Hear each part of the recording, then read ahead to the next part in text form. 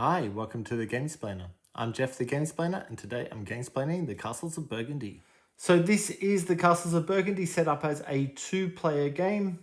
The only things that are different is the number of these tiles that are out. So in a 3-player game, you'd fill up the 3s. Also on the 4-player game, it's on the other side of the board. I'm playing the base version of the game. So there's a couple of extra things in the add-on because there's a number of add-ons that are in the box that you saw, the 20th anniversary edition. But I'm just trying to give you a feel for the game. Other things that are slightly different in the 2-player game is the value of goods sold. They're only worth 2 points each rather than 3 or 4. So let's get started.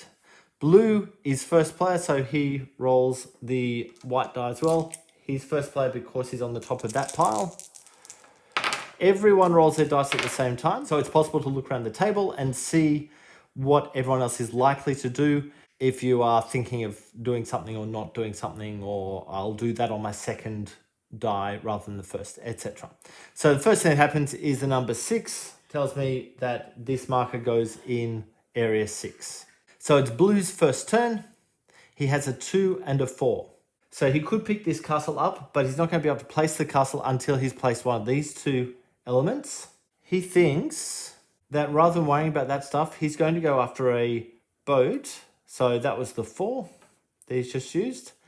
He can now use the 2 to place this boat straight away. So it's next to his castle. That expands what he's able to place in. By placing that boat, that allows him to pick up the goods from any location. So he'll pick up that good because that fits into the boxes that he's got, the crates that he has. That also pushes him forward on this track. So he will retain, very likely retain, the first player marker unless red does the same thing in a future turn. It's now red's turn. He has a 6 and a 3. He thinks that he will use the 3 to bring that one in, and he'll use the 6 to bring that in. The reason he wants to do that is there are many cows on each of those tiles, so when they add in, he really wants to be able to just keep getting the points because you get the extra points for having the same type of good coming in.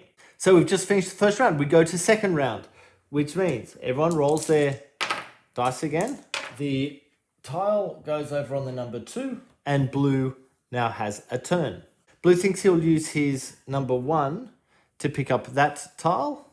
What that does is there's a whole bunch of different things that they do, to be honest with you. If you look on here, that tells you what each one does. So the one he's just picked up is this, which will give him 4 points by placing it. He also has a number 3. He thinks he's going to actually pick that one up with his number 3. And that's everything that he can do for the turn. We come over to this player who has a 5 and a 6.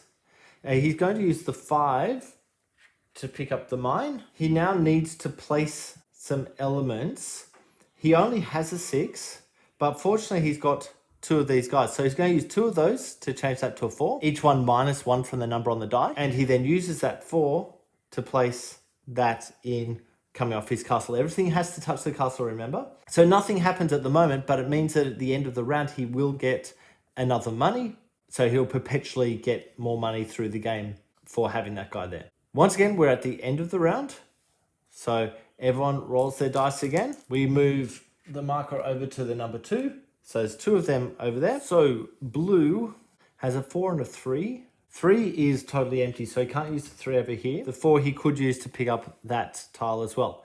So what he thinks he's going to do as a starting point is put this one in here for the 3. So he's using that to cover up a 3. By doing that, that gives him 4 points straight away. So that was this one here. He's now filled up one of the color areas. So filling it up with 1 gives him 1 more point, which is just there. And filling up in phase A gives him 10 more points. And he thinks he'll use his 4 to just pick up that one. Then we come over to this player who has 2 2s. Now he could pick that up, but he's not going to be able to place it in, and he's not going to be able to place these 2 in until he's managed to get some of these elements. So he needs to not do that at the moment. He could pick up that yellow one that's at the 2. He would then need a 1 to be able to place that in. He really doesn't want to build out here. He wants one of these 2 elements, a brown or a blue. So what he thinks he's going to have to do is use an action to take 2 workers. So it didn't matter what the die number was there. And then he can use one of those workers that he's just picked up to turn the other 2 into a 1, allowing him to pick up that ship. Okay, once again, we're at the end of the round. So we roll all of these dice. The marker comes into number 6. Then blue has a 1 and a 2. There's no goods over at the number 1. But what he thinks he might do is use the number 2 to pick that up. He'll use his worker, then to turn that 1 into a 6. Notice 1 can go to 6, 6 can go to 1. And he'll use that 6 to place that in. What that does is gives him as if he has another die roll. And he thinks he'll use that as if it's a 3 and place this one in just there.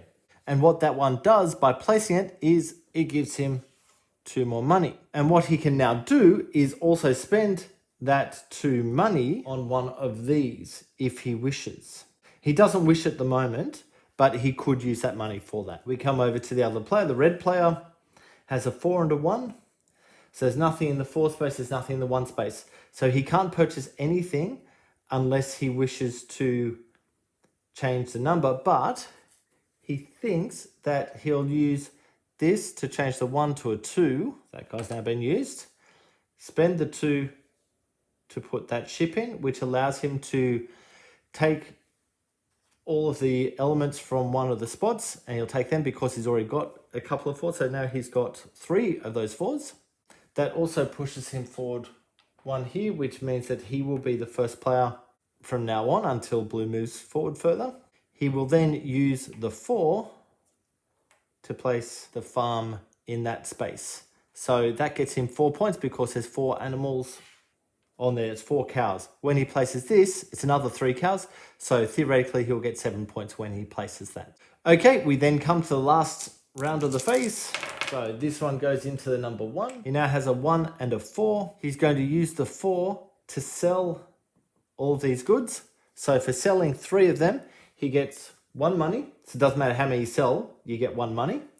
And he gets 2 points per tile. So that's 6 more points for red. And then on the number 1, he's going to place that, which gets him 7 points now because there's 7 cows in his area. We go back to blue now. Blue has a 2 and a 5. This player is going to use his 2 to take this one. What this allows him to do is whenever he sells goods, he'll also get a worker as well as the coin once that's actually built. So that was the 2. And he'll take this one as well, which now gives him a plus or minus 1 whenever he builds a building without having to actually spend a worker. Okay, that is the end of the round. So what now happens is all of the hex tiles come off the board and get put back in the box. They don't get recycled through. They will go back in the box. The square tiles will stay there, by the way. We then place new hexes onto each of the spaces available to us. Because this player has a miner, he gets an extra coin. And we move into round 2. Each of the rounds now play the same, doing the same stuff until we get to the end of the game. If you manage to completely cover one of the colors, you'll take the tile, which will give you some extra points. In a 2-player game, if you filled up, say, all of the ship areas first, you'll get 5 points. The second person to do it would get 2 points. Obviously, for a 3-player game, it's 6. 4-player game, it's 7. And there are only 2 tiles, so anyone who fills up that color after the tiles are gone doesn't get any extra points for that. So I think that is as good a place as any to leave it. If you have any comments or suggestions, please write them below. If you have any games that you would like to be Gamesplained, please shoot me an email to thegamesplainer@gmail.com. Follow me on Instagram and Twitter @thegamesplainer to keep up to date with the games I'm playing. Subscribe to my videos to keep up to date with the games that I'm gamesplaining. And until next time, enjoy gaming.